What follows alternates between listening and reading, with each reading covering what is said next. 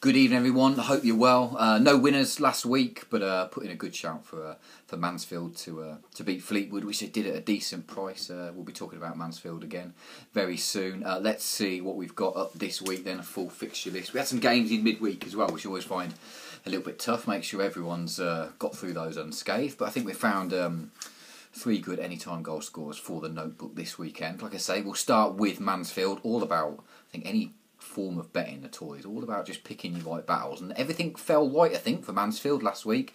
The perfect opportunity to oppose Fleetwood. I think perhaps a chance to get on the other side of them this weekend when they head to Dagenham. So I think that playoff dream for Dagenham pretty much not going to come to much. They had a kind of really decent start, but just one win in their last 8. Wayne Burnett still done a decent job. He celebrated a year in charge this week, and I think he can be pretty pleased of what he's accomplished in the first year. Like I said, just one win in their last 8. However, in those last 8 games, they played 6 of the top 8. So by no means an excuse, but some reasoning there behind perhaps a poor run. Including running into a pretty decent Plymouth side last week as well, who are going very well. If we look at Mansfield, Mansfield had their extra game in the week, so they played Tuesday night. Unfortunately, conceded 4 at home to another good side, another good Bury side. They're a side that can go well in the latter part of the season, I think. So they conceded 4 there. They conceded 3 away at Oxford in their last away game, which is, I mean, they didn't do much wrong in that game. I talked about that last week, saying there was positives to take, but they still conceded 3. And I guess if we're looking for negatives, then we could look at the goals conceded as being one of those. Like I said, all about picking your battles, and I think there's every chance that just the circumstances that arise this weekend mean that Dagenham can get a few chances to go their way. So still a good, positive attacking Dagenham side that get the ball forward, have plenty of opportunities. Who's going to come up on the list then? We're going to go Abu Agogo, who the engine room in that Dagenham midfield. He's the one, Dagenham like to get it wide, and when they do, he's the one making kind of late intelligent runs into the box. He's got a shot on him as well, can hit scored a few goals in the last few weeks with from shots with outside the box. So he's going to, any chances are going to come his way. He's not going to miss the opportunity to get involved with in terms of goal scoring. So he scored 8 goals this season, 6 of which have come at home. Like I said, I can just about see him getting involved this weekend.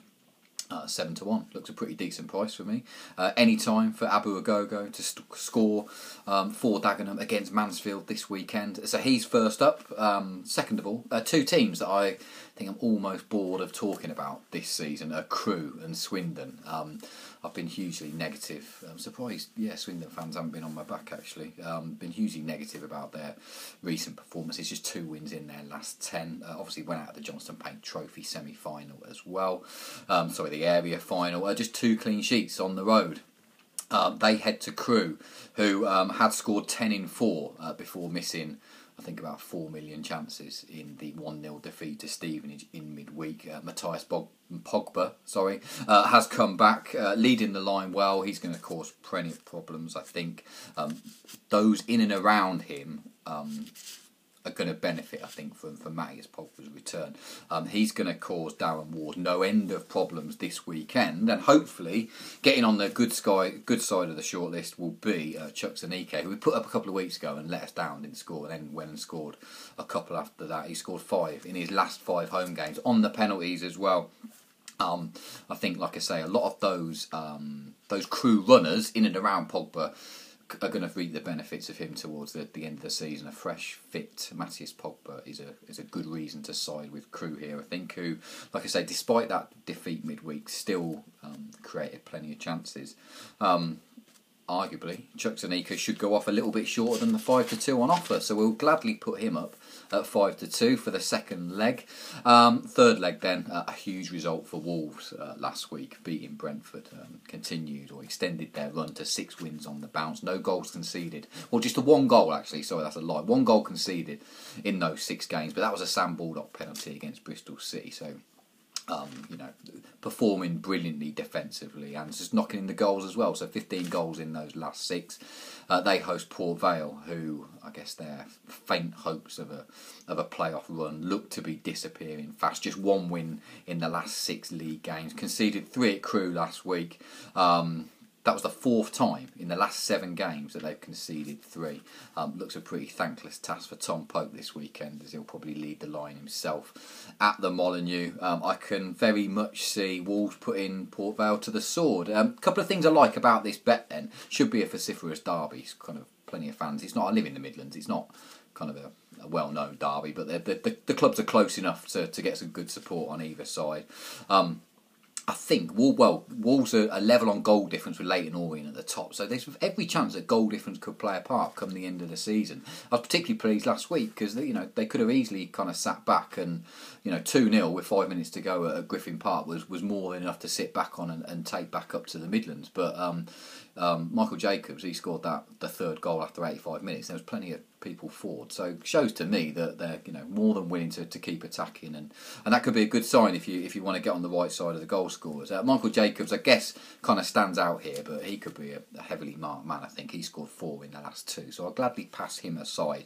I'm going to put up James Henry here, who scored 6 goals this season already. He's going to go off at 11-4. I think Port Vale perhaps particularly weak on that left-hand side. So they've got Dan Jones, who's been asked to do a job at left midfield. It was a right-hand side that Crew got a lot of joy down last weekend. So happy to be with James Henry. He always finds himself kind of in and about the right positions. Hasn't scored. He scored at Brentford. It's a bit of a lucky goal if you see it. Hasn't scored, I guess, or been as prolific as you might expect, but certainly one of those that should be on the shortlist. And out of all those kind of Wolves 4 players, he's the one I probably like at the prices the most. So he goes off at 11-4. James Henry for Wolves. We also put up Abu Agogo at 7-1 as Dagenham host Mansfield, and we chucked in Chucktonike as well, 5-2 as Crew host Swindon. Stick those all together. I think our Irish friends Paddy Power are going to pay about 78-1.